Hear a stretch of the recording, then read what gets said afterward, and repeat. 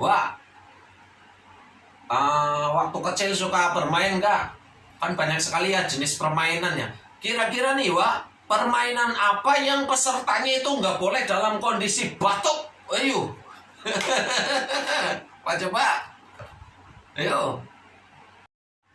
Apa ya, Wak, permainan yang pesertanya nggak boleh dalam kondisi batuk? Saya tahu. Itu namanya permainan petak umpet, Dua. Lah gimana bisa mau ngumpet? Dia lagi kondisi batuk, kan? Tua kapatan, udah, gitu kan? Begitu diam semua kan lagi pada ngumpet gitu ya. Sama yang masang dicariin ada yang batuk. Nah itu dia.